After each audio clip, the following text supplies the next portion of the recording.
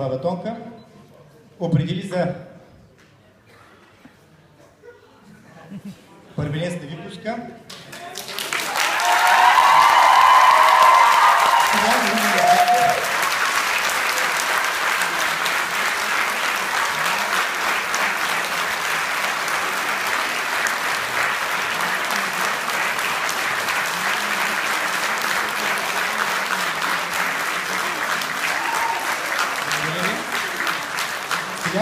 Сега получава един уникален плакет, който е ръчна изработка по проект на архитект Георги Радулов, скулптор Георги Радулов, който е всъщност най-добрият в Русия. Повечето паметници, които са правени от него. Хубавото е, че той завършил също математическа гимназия, само че тогава не е била математическа точно. Така че това е един много мил спомен за нас, които сме учили и работим тук. Стиляне, честито, заповядай.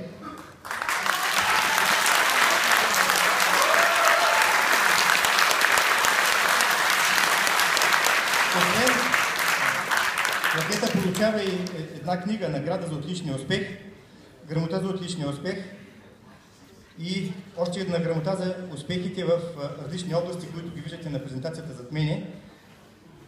Всъщност получава дори диплома за завършено средно образование. Ще да я забравя.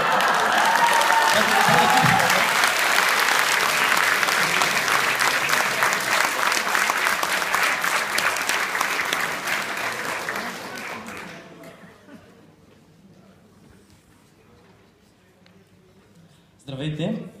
За мен гимназията започна с имало едно време и приключва с щастлив край днес.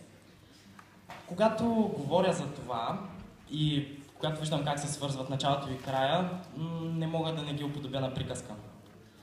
Първото изпитание в тази приказка, първото изпитание за зрялост се яви под формата на 20-на задачи по математика. Тогава бях на 10 и пред мен беше избора дали да поема по нов път. Сега, от щастливия край, като погледна към този кръстопът, смятам, че съм поел по верния път. И така, мама и татко ми търколиха битката и аз се озовах в един непознат, но желан от мен свят. И като че в тази нова приказка аз бях най-малкият брат, последен в строя по физическо, но това изобщо ме затрудняваше в препятствията и с тях ми помагаха моите съученици от 12-я клас.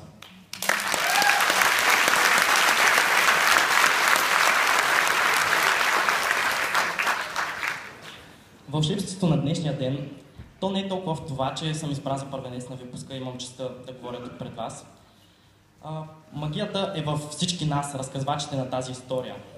Магията строи от перата на писателите и моята приказка днес, достигнала вече своя щастлив край, беше написана от приятелите ми от 12-я клас, както и много такива от останалите класове от випуска. 12 Б, 12 Б, 12 Б клас и 12 Б. Тук срещнах и учителите си, които ме улисваха с вълшебните бешири. Предметите математика, български, английски язик, литература, физика и всички други учебни предмети за мен бяха не само път на изпитания, но и откривателство. Имах честта да премина през лабиринта на математиката под вещото ръководство на моя ментор, госпожа Даниела Цветанова.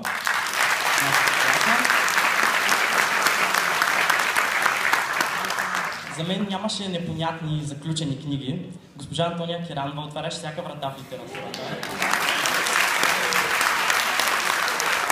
Всеки път, когато по майчински ни наричаше Рошпе, маме, аз знаех, че тя използва думите и влага в тях пълния им смисъл, защото тя наистина ни чувстваше като свои деца.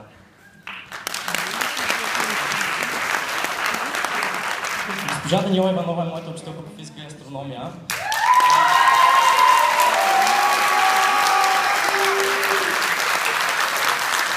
Вие знаете, че тя не ни привлича с магнитни или ядрени сили, тя привлича с една по-особена сила.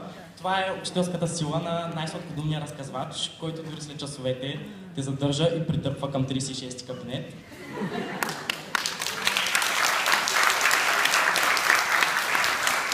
И като че при госпожа Снежана Тодорова приказната символика на имената важи с пълна сила, защото тя се грижи за нас, както Снежанка се грижи за малките бюджета.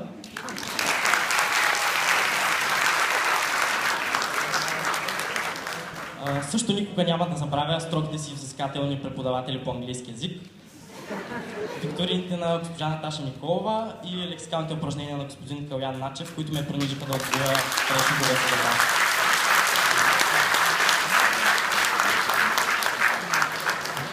Според мен единственият начин да се информираш за това какво се случва в света и да имаш едно непристрастно мнение е да проучиш въпроса от всичките му гледни точки и именно това те принуждава да направиш дебатите.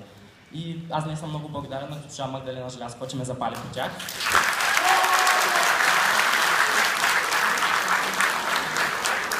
Както знаем, едно от домашните, в истината се ражда спора и какво е една приказка, какво е нейният край, ако не тържествува именно тя истината.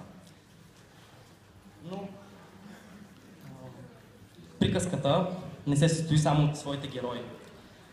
В нея пространството никога не е просто фон.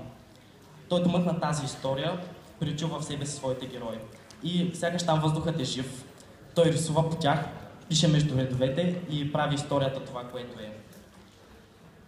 Този дух е трудно да бъде побран в думи. Той се усещаше в задружното хоро на надиграването, в смеха на сцената на коледния концерт, в публиката и най-важното, усещаше се в идеите, които търсят бъдеще по коридорите и в отворените класни стаи, които са готови да им го дадат.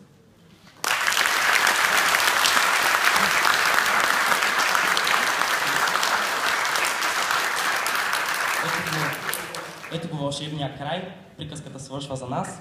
Днес аз съм това, което са ми дарили вълшебците от математическа гимназия Баба Тонка. Благодаря много за приказката и за мен беше